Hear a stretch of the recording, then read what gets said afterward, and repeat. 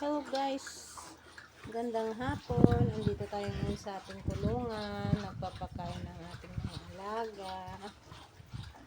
Ito, 13 days nila anak ni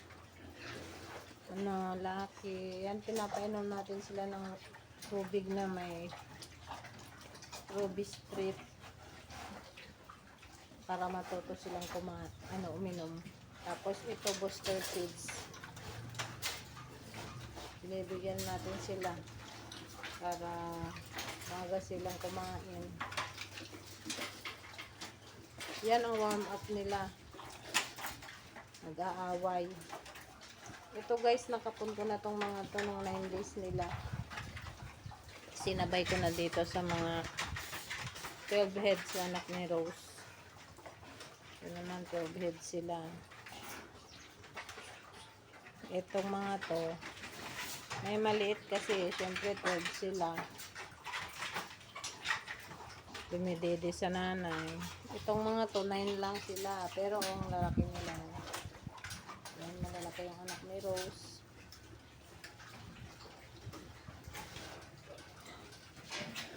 Ayan si Rose, oh.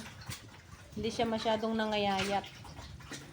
Kasi, ang pag-feed ko dito, binibigyan ko sila ng tanghali. Tigi 1 kilo rin. 1 kilo sa umaga, 1 kilo sa tanghali, 1 kilo sa gabi. Kaya although pumayat na rin, pero hindi yung labas yung kanyang buto sa likod. Kasi ganyan siya dati eh. Tumaba ito nung pinakain ko siya ng grower. Diyan ito si Lucky. Ganon din yung katawan niya. Hindi pa siya ganon kapayat. Kakain yan sila ng grower pagka linalay ko sila. Kakainin ko sila ng grower. Para po hindi po sila maglugon at maghihit agad. Kasi guys, pag ang isang inahin po, pagkatapos iwalay o bago iwalay sila sa nanay, pakainin natin sila ng grower para makaiwas tayo sa paglulugon nila. Kasi pag naglugon po sila, matagal po ang pag-aantay natin.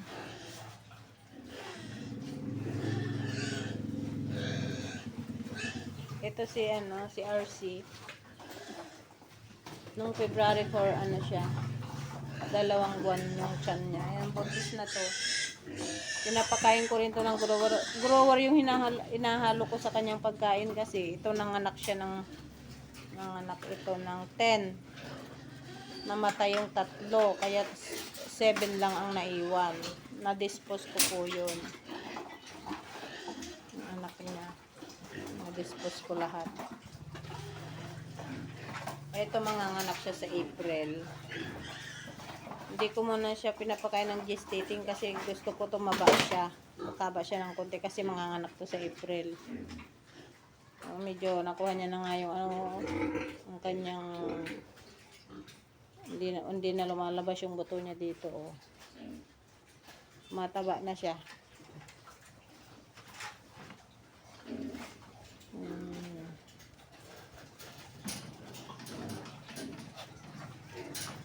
Ito ang bunga ng ating pagod sa pagpapakain, pagpapaanak. Kapag may sipag at tiyaga, yan,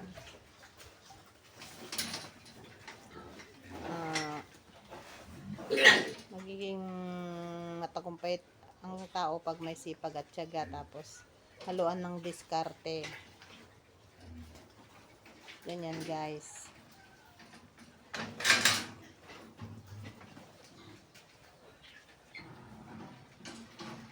Ako. Ganito ang buhay natin. Magbababoy.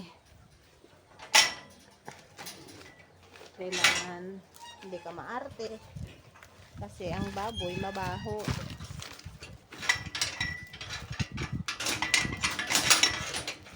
Mamaya natin natin sila.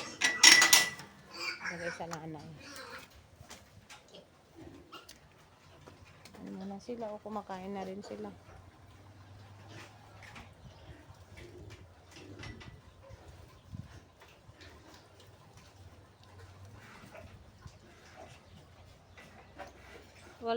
Wala silang walang namatay kahit isa dito sa kanila. Itong anak ni Rose, 12 heads. Yung anak ni Lucky, 9 heads. Mabait yung mga nanay. Nung si RC, 10. Mayroon siyang naapakan. Yung dalawa, naapakan niya yun eh. Tapos yung isa. Pahalos naapakan niya yung 3. Yung isang kapapanganak noon, naapakan niya. Kinabukasan namatay. Ganun yung dalawa. Kasi to si RC, hyper. Yan yung tumatalon. Kaya nilagay ko dyan, tumatalon yan dyan sa pag hindi siya makapag-antay. Hindi siya makapag-antay na bigyan ng pagkain. Tumatalon yan. Kumakain na rin yung mga anak ni Rose. Lucky oh.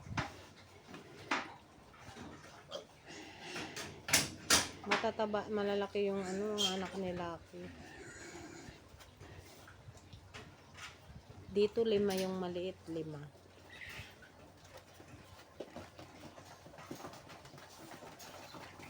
Ayan na naman, ayan na, napakatapang yan kahit maliit. Babae. Kapon na rin ito ng 14 days nila. 18, 19, 20. Sa 21 days nila, injekan natin sila ng B-complex. Ayan o, natututo na silang uminom. Kunin na natin yung ating kambing. Ayan.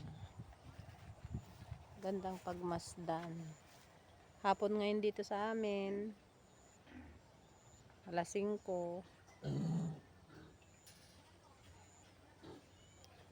Ganyan ang buhay natin sa probinsya. Ayan, may mga tanim naman eh.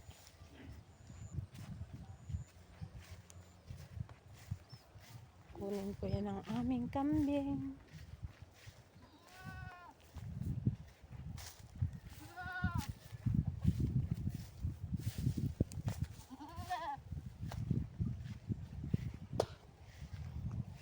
Tubo, may sipon.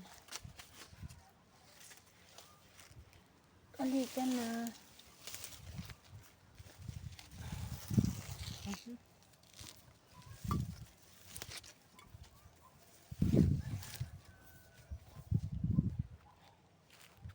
Ay, pero ganun. Doon yung isa sa may mais. Maya kukunin.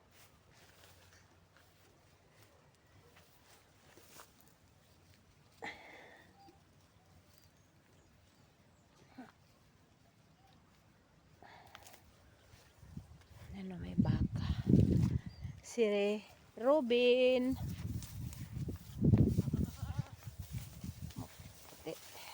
May hikaw.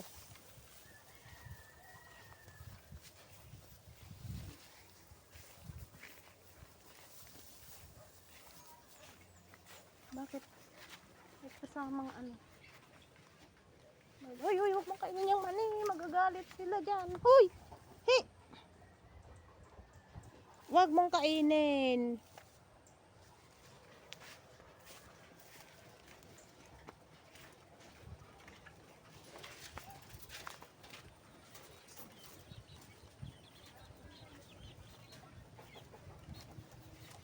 Ito muna natin yung kambing para makakain pa. Iinom si kambing. Dali ko ako ng tubig wa. Oo.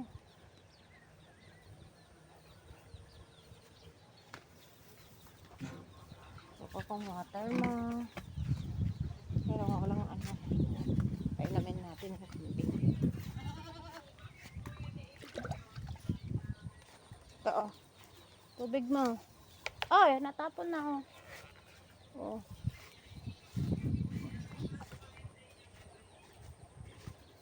kailan siya. Kaya lang walang asin. Natamad akong pumasok sa loob.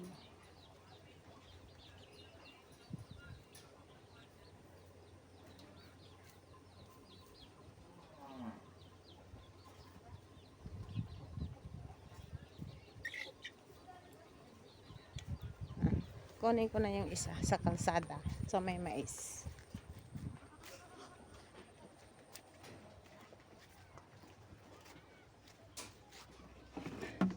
Ala, tignan yung baboy.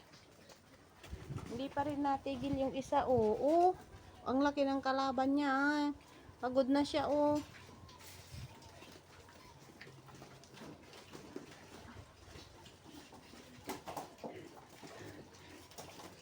Sige, tahimik nga yung mga kapatid niya. Ito rin yung isa mahilig makipag-away. Puro sugat-sugat na yung tainga.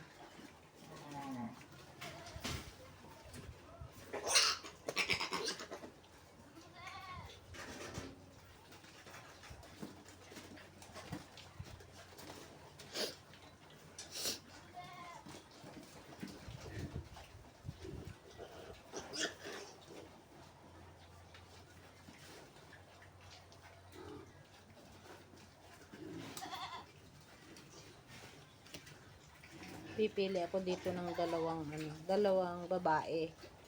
Kasi yung anak ni Rose mahaba. Mahaba yung tiyan. Kailangan pag nagpili ka ng yung gawing inahin, mahaba yung yung tiyan niya, tapos pababa yung kanyang ari. Marami ang kanilang suso, ganyan. Ito yung suso nito, 15. Pangis.